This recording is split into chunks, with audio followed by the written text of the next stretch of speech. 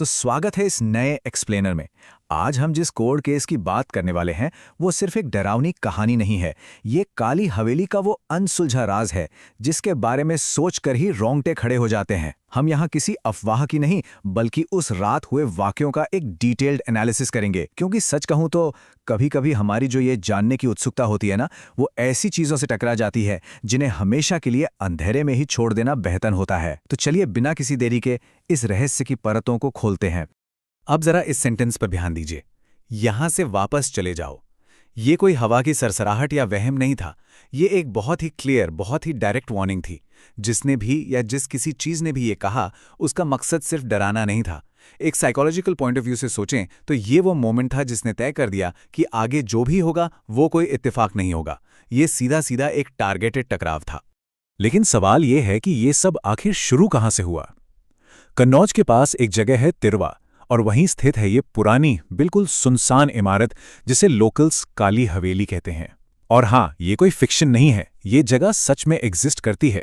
सालों से ये हवेली अपनी एक अजीब सी खामोशी और डरावने किस्सों के लिए बदनाम रही है।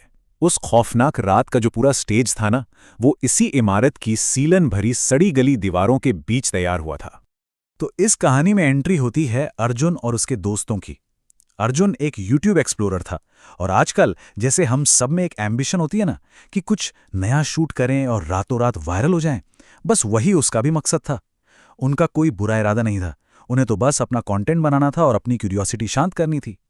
लेटेस्ट कैमरा थे उनके पास, लाइट्स थीं, और उनका कॉन्फिडेंस तो जैसे आसमान छू रहा था। पर यहीं पर एक बहुत बड़ा क्लैश ऑफ रियलिटी दिखता है। एक तरफ उनका वो ओवर कॉन्फिडेंस कि हम तो वायरल वीडियो बनाएंगे, और दूसरी तरफ एक ऐसा अनजान पुराना जाल जो शायद सदियों से ऐसे ही किसी शिकार का इंतजार कर रहा था। उन्होंने सोचा था कि रात में बेखौफ होकर शूट करेंगे, पर उन्हें बिल्कुल अंदाजा नहीं था कि उनके ये महंगे मॉडर्न गैजेट्स उस खौफनाक ताकत के आगे महज कुछ ही पलों में चकनाचूर होने वाले थे। असल में वो दहशत ठीक उसी सेकंड से शुरू हो गई थी जब उन्होंने पहली बार रिकॉर्डिंग ऑन की। पहली ही फुटेज में कुछ ऐसा कैप्चर हो गया जो नॉर्मल फिजिक्स के रूल्स को पूरी तरह से डिफाई करता है। शुरू में सब बिल्कुल नॉर्मल लग रहा था, टिपिकल व्लॉगिंग स्टाइल। लेकिन जैसे ही लेंस का फोकस हवेली के ऊपरी हिस्से की तरफ घुमा, उसके बाद जो दिखा उसने इस पूरी ट्रिप को एक भयानक बुरे सपने में बदल दिया। अब इसे थोड़ा डिटेल में समझते हैं। कैमरा ऑन होता है, लेंस एडजस्ट होता है और फोकस सीधा ऊपर की एक टूटी हुई खिड़की पर जाता है। और वहीं उस टूटे हुए फ्रेम के बिल्कुल बीचों बीच एक सफेद साड़ी पहने औरत की आकृति दिखाई देती है। और ध्यान दीजिए, ये कोई धुंधली सी परछाई या कैमरा का कोई ग्लिच नहीं था। ये एक बिल्कुल क्लियर फिगर थी जो सीधा इन एक्सप्लोरर्स को ही घूर रही थी। ये पहला सॉलिड प्रूफ था कि वो उस हवेली में अकेले तो बिल्कुल नहीं थे। लेकिन अगर बात सिर्फ दिखने तक रहती तो शायद वो संभल जाते, पर नहीं। यहां टेरर एक नए लेवल पर चला गया। जो अब तक सिर्फ एक इमेज थी, अचानक उसने एक आवाज ले ली, एक साफ सुनाई देने वाली वार्निंग।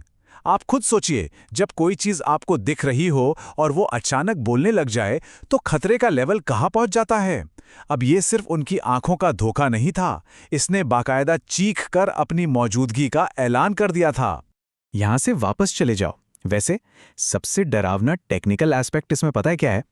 ये वार्निंग उनके दिमाग का कोई वहम नहीं थी, ये एक एक्चुअल फिजिकल साउंड वेव थी, इतनी स्ट्रांग कि कैमरे के डिजिटल माइक्रोफोन ने उसे रिकॉर्ड कर लिया। ये सोचकर ही रोंगटे खड़े हो जाते हैं कि एक मॉडर्न टेक्नोलॉजी ने एक ऐसी आवाज को कैद किया जिसका वहां दूर दूर तक कोई इंसानी सोर्स मौजूद ही नहीं था। और अब जरा टाइमलाइन पर ध्यान दीजिए, क्योंकि पेस यहां बहुत क्रूशियल है। मिनट 1 कैमरा ऑन, मिनट 2 वो औरत दिखती है, मिनट 3 वार्निंग रिकॉर्ड होती है, और मिनट 4 कैमरा डेड। सब कुछ इतनी तेजी से हुआ कि उन्हें रिएक्ट करने का टाइम ही नहीं मिला। बिना किसी वजह के उनका पूरा रिकॉर्डिंग सिस्टम अचानक बंद पड़ गया।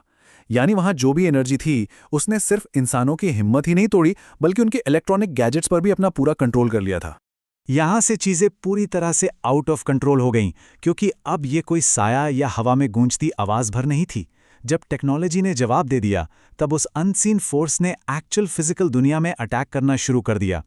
ये वो टर्निंग पॉइंट था जहां सारा थ्रिल, सारा रोमांच हमेशा के लिए खत्म हो गया। अब उनके पास सिर्फ एक ही गोल बचा था, किसी तरह वहां से अपनी जान बचाकर भागना। और उसके बाद जो हुआ वो प्योर पैनिक था। अर्जुन और उसके दोस्त दहशत में अंधाधुंध इधर-उधर भागने लगे। तभी हवेली का वो भारी भरकम लकड़ी का दरवाजा किसी बहुत ही प्रचंड अदृश्य ताकत से एक झटके में बंद हो जाता है और फिर अंदर किसी के चलने की भयानक आवाजें गूंजने लगती हैं। ठक ठक ठक। ये भारी कदमों की आवाज तेजी से उनकी तरफ बढ़ रही थी, जिसका सीधा सा मतलब था कि अंधेरे में जो कुछ भी था अब वो उनके ठीक पीछे था। और फिर आखिरकार अगली सुबह सूरज निकलता है, लेकिन उस रात उस बंद दरवाजे के पीछे एक्चुअली क्या हुआ ये बताने के लिए कोई चश्मदीद वहां बचा ही नहीं था। जब सुबह लोकल्स उस हवेली के पास पहुंचे तो वहां सिर्फ एक सुनकर देने वाली बर्फीली खामोशी पसरी हुई थी। बस यहीं पे आकर सारे सबूत, सारे निशान खत्म हो जाते हैं और ये पूरी घटना एक ऐसा अनसुलझा कोल्ड केस बन जाती है जिसे आज तक कोई नहीं समझ पाया। ये आखिरी डिटेल्स बहुत ज्यादा डिस्टर्बिंग है। एक रात पहले जो एक सुपर कॉन्फिडेंट ग्रुप था, हाईटेक गियर के साथ बिल्कुल तैयार, और अगली सुबह क्या बचा? हवेली के बाहर धूल में पड़ा उनका वो टूटा हुआ कैमरा। बस अर्जुन और उसके दोस्तों का कहीं कोई नामो निशान तक नहीं था। ये इस बात का एक बहुत ही खौफनाक सबूत है दोस्तों, कि जब इंसान बेवजह उन रहस्यों को चुनौती देता है जिनके बारे में वो कुछ नहीं जानता, तो उसके रिजल्ट्स कितने खतरनाक हो सकते हैं। तो इस एक्सप्लेनर के एंड में एक सवाल जो शायद आपको भी सोचने पर मजबूर कर देगा, क्या हमारी इस एक्सप्लोर करने की आदत की कोई लिमिट होनी चाहिए? क्या कुछ चीजों को हमेशा के लिए अंधेरे में ही दफन रहने देना चाहिए? सोचिए, क्या वो काली हवेली कभी ये राज खोलेगी कि उन एक्सप्लोरर्स के साथ उस रात असल में क्या हुआ था? या फिर मिट्टी में सना वो टूटा हुआ कैमरा ही इस पूरी कहानी का द एंड है? उन लापता लोगों का ये रहस्य आज भी हवा में गूंजती एक वार्निंग की तरह हमेशा के लिए अनसुलझा ही रह गया है।